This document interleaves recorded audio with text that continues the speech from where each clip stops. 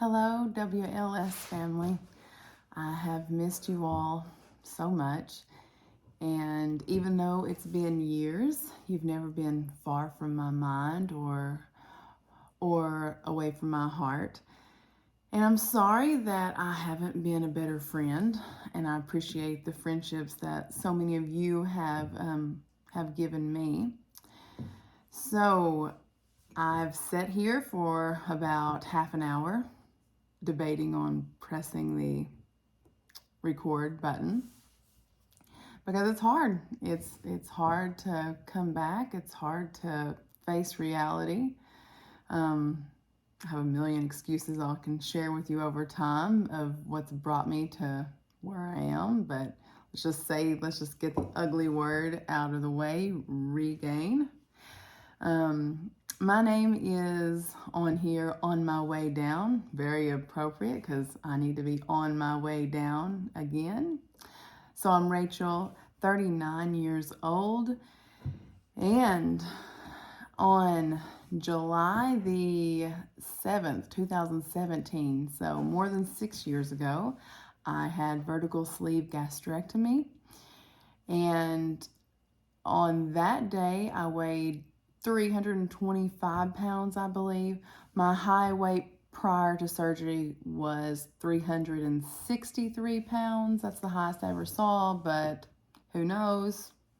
You know, our scale only went so high, and I'll just be the first to say I don't love getting on the scale. So, anyways, highest recorded weight, 363 pounds. Surgery day weight was around 325 pounds. My low weight was around 174 a year after surgery, so around July of 2018.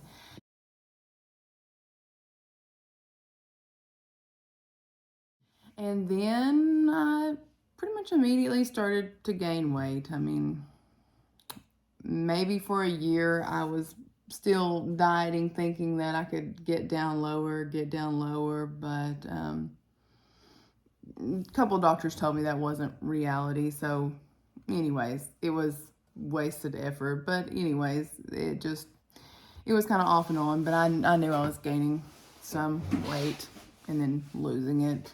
So I'll try not to ramble too much and make this video really long, but since it's been so many years since I've talked to you, really heavy regain started, I would say. Let me look, I've got some notes here I'm looking down at.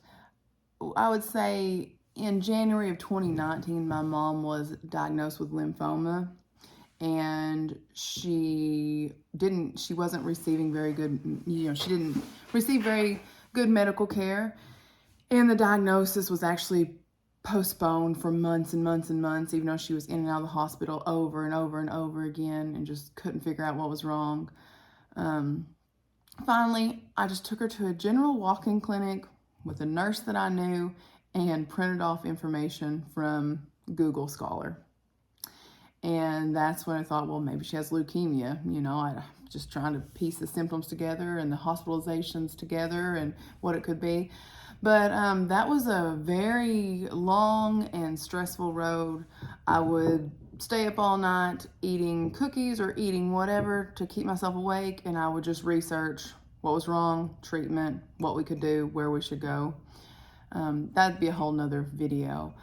So I gained quite a bit of weight during that season.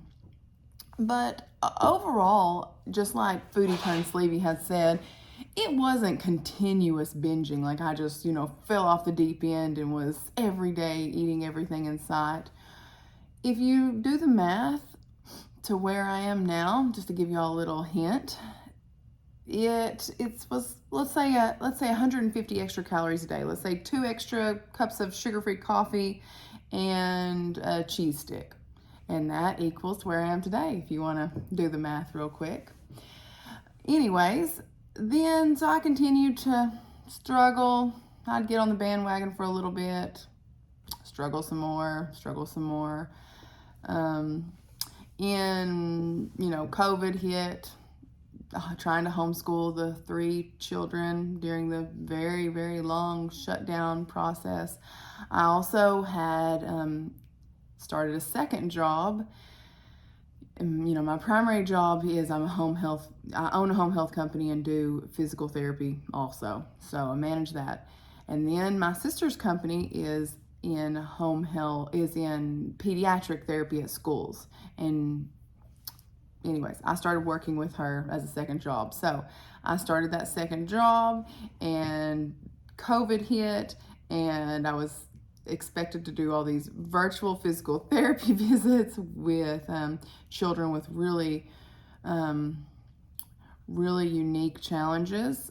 A lot of my caseload was children with autism and Down syndrome, cerebral palsy, and they really needed hands-on therapy. So it was very, very difficult managing that time period of COVID for a couple years.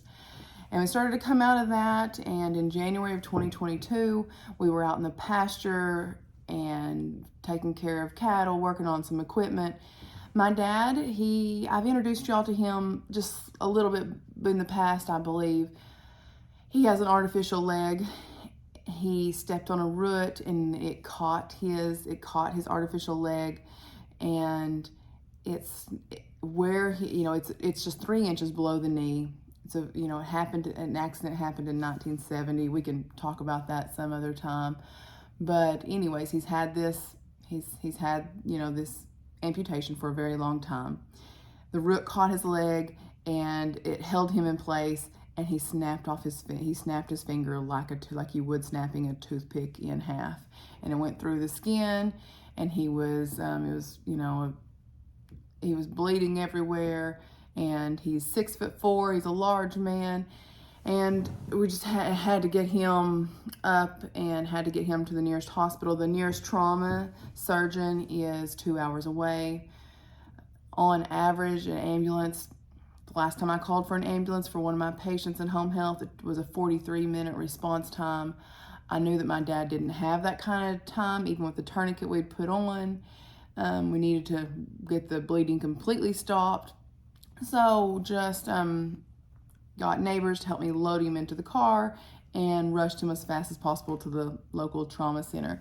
And we just prayed and prayed and prayed as he went into surgery that they wouldn't have to amputate more of his leg, because it's so hard for patients, especially older patients. My dad's in his 60s now, to learn to re-walk and not to lose hope. So we were fortunate that they were able to save his residual limb, but it was months and months and months of non-weight-bearing rehabilitation. And for my dad, the rancher who manages our very large ranch, there was a lot of family responsibility that had to be juggled, and that was another very difficult season. So see what I mean about telling y'all I have a million excuses, and here I am 8 minutes in and I haven't really told you anything. So it's embarrassing to come back to you. I was gone for so long because I have felt like such a failure, and I felt like a drag on the community. And I never wanted to come on here and be a disappointment or to bring the community down. I don't want to do that in any part of my life. I want to be uplifting, and I want to help people, not just be a burden. So it's really hard for me to be the burden and be the one that needs so much help. I've had a lot of really ugly thoughts about myself, and I really thought about what a lot of you have said about therapy and about getting some counseling. I did try, but our insurance wouldn't cover it.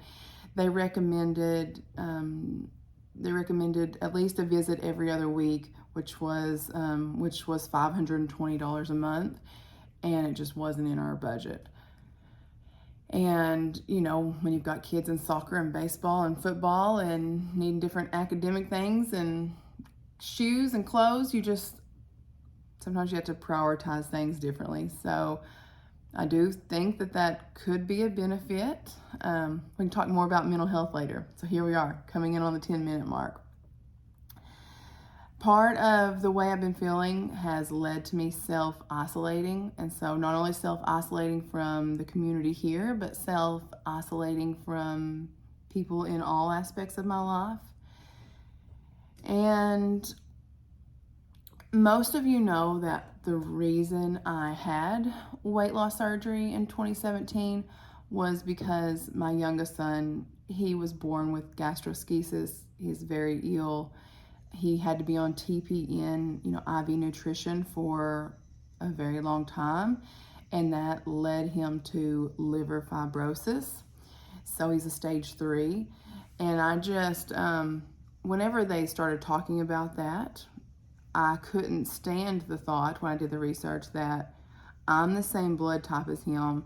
I'm his nearest relative. I could be a match, but I could not be an organ donor because I was obese. And so that's why that was first, I didn't even think about it. Like, I just scheduled a plane trip to Mexico and I had vertical sleeve gastrectomy. Not that it wasn't what I needed to do. Maybe it was, maybe it wasn't. Another video, I should be making notes about all this. But that's what I did.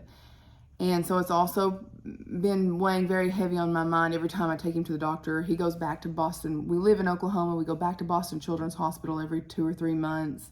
And he's been stable, even though he's had some other issues. And he's been hospitalized 3 times in the last year for other things. It is hard for me to sleep at night knowing that I have chosen food over my son. And I wish it was so simple that I could just turn it off. But if you've been obese, then you know that that's not the case. And I hate so many doctors that oversimplify obesity and the disease that it is. One of the other things that has really bothered me and brought me back here to you is that I've been letting my other children down too. So I have 11, 9, and 7-year-old children, boys. And last year we were in Dallas. They wanted to go to Six Flags. A really large group was going to Six Flags, and I made up all these excuses of why we couldn't go. But the real reason is because I didn't think I would fit on any rides with them, and I couldn't think of how it would work, and I was just embarrassed. And so I kept them from that opportunity.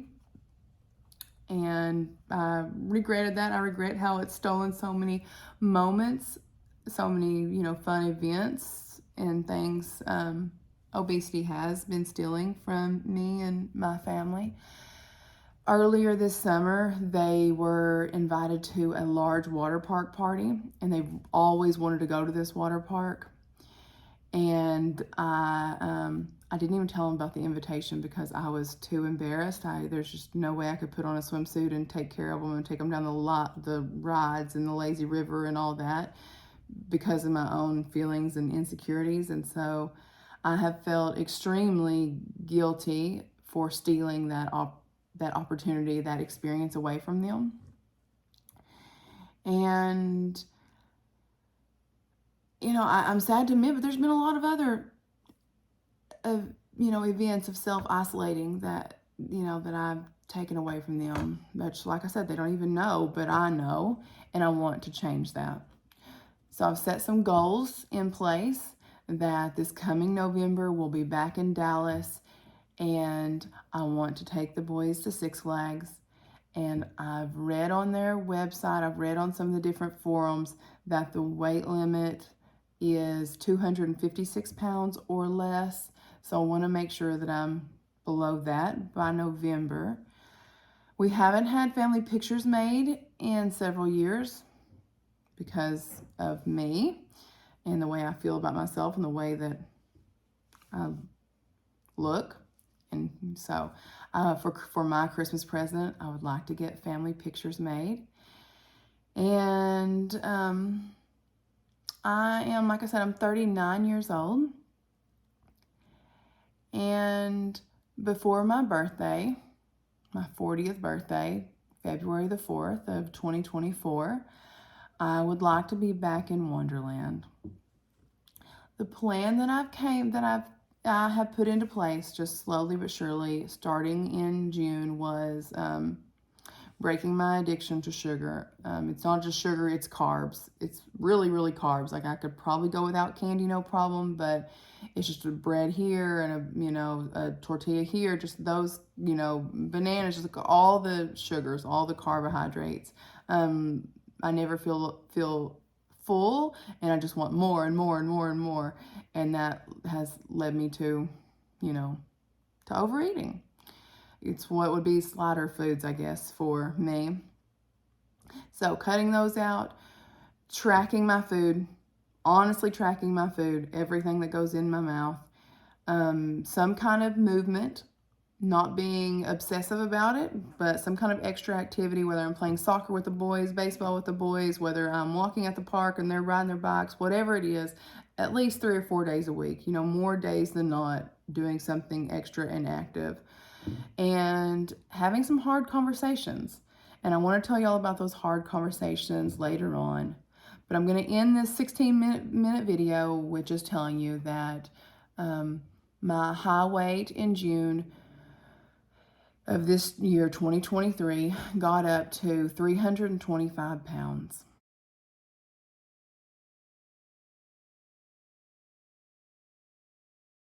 And that's extremely hard for me to say, and it makes me want to cry, but I'm not going to, because I feel different, and I feel committed, and I have to face where I am, and I have to let go of the past.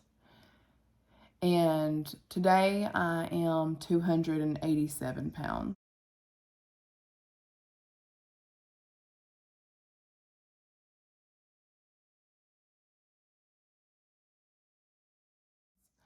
So I will check back in with you again soon, because I'm on the path of beating obesity back into remission. So I love you all. Thank you for standing with me, and I'll talk to you soon. Bye.